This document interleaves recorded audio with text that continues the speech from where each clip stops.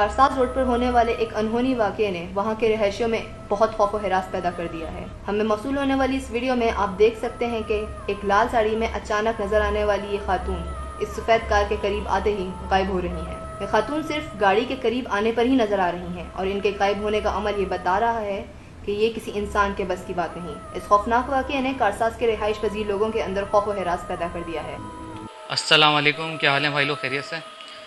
भाइयों, हमने कारसाज रोड के बारे में बहुत सुना है कि वहाँ पे कोई दुल्हन दिखाई देती है रात में, और ये हम काफ़ी अरसे से सुनते हुए आ रहे हैं।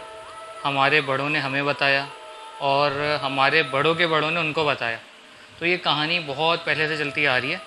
अगर हम इसके बैकग्राउंड में जाएँ ना, तो इस तरह की बातें सुनने में आती हैं कि 1960s की बात है कि वहाँ लोगों को एक रात एक ज़ख्मी दुल्हन दिखाई दी थी और वो काफ़ी ज़ख्मी हालत में थी। लोग उससे मदद मांगते रहे लेकिन किसी ने उसकी मदद नहीं की और वो वहीं अपना दम तोड़ गई। उसके बाद से वो दिखाई देती है।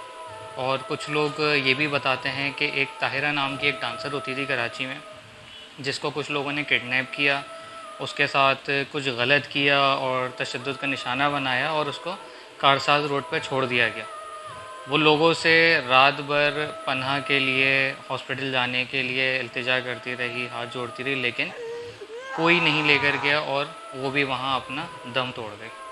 तो इस तरह की कुछ चीज़ें आती हैं, लेकिन ज़ाहिर सी बात है कि अब इसका हमें बिल्कुल कंफर्म नहीं है कि क्या सीन हुआ था। लेकिन बहुत सारे लोगों ने, जब से अब तक इतने सालों में, इतनी दहाइयों में, बहुत सारे लोगों ने दावा किया कि कारसाज रोड पे रात के वक्त उनको कोई दुल्हन दिखाई दी है। बोल लें दुल्हन वो करती क्या है, वो आपसे आके लिफ्ट मांगती है या आपकी गाड़ी के सामने आ जाती है। तो इस तरह के वाक़यात रिपोर्ट हुए हैं और काफ़ी लोगों ने बोला हमने गुजरते हुए देखा है दुल्हन को।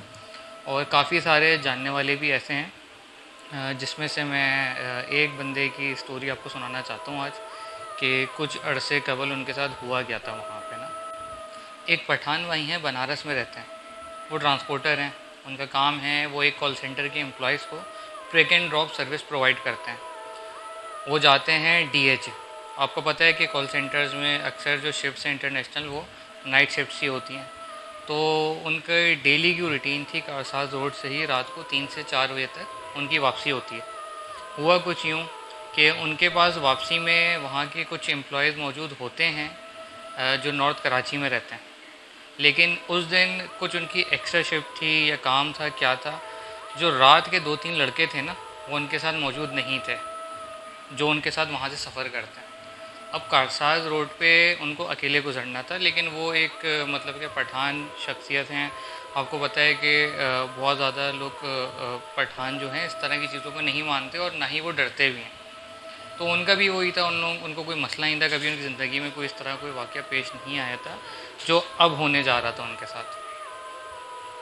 अच्छा, वो कारसाज रोड पे शारे फैसल से आते हैं, कारसाज रोड की तरफ जाते हैं। अब वो कारसाज रोड पर जा रहे हैं, वो अपनी नॉर्मल स्पीड में जा रहे हैं। हार्डली उनका बनारस जाने में 20-25 मिनट का रास्ता रह गया है। रात का टाइम है, 3 बज रहे हैं, तो ट्रैफिक भी इतना नहीं है करके। अचानक से इस तरह होता है कि उनकी गाड़ी, उनको लगता है कि थोड़ी सी ना स्पीड कम हो रही है गाड़ी की।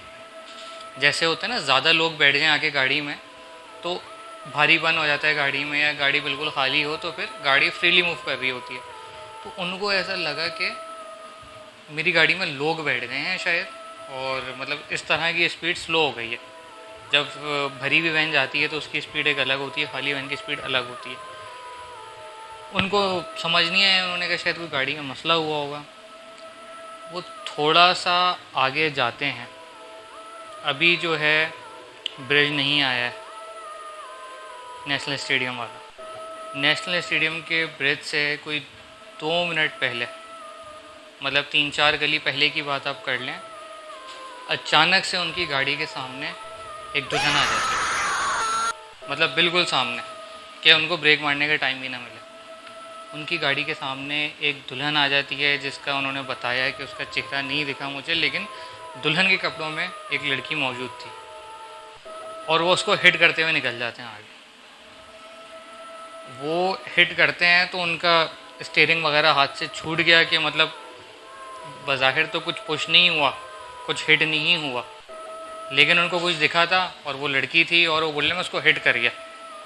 अब वो अचानक से उन्होंने आगे आके ब्रेक मारा, मतलब उनको कुछ समझ नहीं आ रही थी क्या हुआ। उनको लगा कि मैंने किसी के एक्सीडेंट कर दिया है, या अचानक से दुल्हन कहाँ से आ गई बीच में, लेकिन अगर उसको लगी है तो कोई आवाज़ क्यों नहीं आई गाड़ी ठुकने की।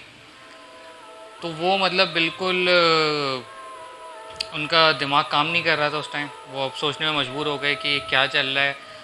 अब वो गाड़ी का दरवाज़ा खोलने ही लगे थे उतरने के लिए, तो वो बताते हैं कि बराबर से कोई गाड़ी आ रही थी तेज़ी में, तो उन्होंने बोला जल्दी निकले यहाँ से, इस टाइम यहाँ नहीं रुका जाता। तो उनको दिमाग में आया कि नहीं कोई मसला है, एक अनजान आदमी बोल कर गया है कि इस टाइम यहाँ नहीं रुका जाता, जल्दी चलें। तो वो फ़ौरन गाड़ी में बैठे हैं और उन्होंने भगाई है स्पीड। अब वो ये बताते हैं, अब वो गाड़ी को ले जाना चाह रहे हैं 80-100 तक, उनकी गाड़ी जा रही है 20 पे, कोई नहीं है दूर दूर तक। अब आप सोचें क्या कैफियत होगी। हाई एस है, वो शीशे में पीछे देख नहीं रहे, उनको डर लग रहा है। अब उनको डर लगना शुरू हो गया। अब वो बोल रहे हैं कि मैं शीशे में देखूं तो कुछ दिख ना जाए, कोई परछाई ना दिख जाए, और खौफ पैदा हो जाएगा, फिर क्या करूँगा, गाड़ी से उतर के भागना पड़ेगा। अब उनकी गाड़ी ना 20 की स्पीड से ऊपर नहीं जा रही। वो बता रहे हैं जो नेशनल स्टेडियम वाला ब्रिज आता है ना, और वहाँ तक जब गाड़ी आई है तो गाड़ी को ऐसा लगा झटका, झटका इन अ सेंस के जैसे वो स्पीड देने की कोशिश कर रहे हैं, गाड़ी किसी ने रोक के रखी हुई है तो अचानक से किसी ने छोड़ दी हो, और वो जो स्पीड थी वो अचानक से निकली आगे। बस उसके बाद बोल रहे हैं कि बस 10 मिनट के अंदर अंदर वो अपने घर में मौजूद थे, उन्होंने कोई ब्रेक नहीं लगाया उसके बाद, और उनकी थोड़ी सी तबीयत ख़राब हुई है उसके बाद। और उसके बाद उन्होंने ये वाक़या सबसे शेयर किया था कि ये इस तरह का हुआ है। उससे पहले वो भी यकीन नहीं करते थे। तो उसके बाद से ये वक्त है कि वो रात के टाइम जब इतना लेट हो जाता है वो नहीं आते, और अकेले वो कतन वहाँ से नहीं गुज़रते, क्योंकि जिसके साथ हो गया है ना उसको पता है। तो ऐसे बहुत सारे लोग हैं जिनके साथ इस तरह के वहाँ पे वाक़यात हुए हैं, जो बताते हैं।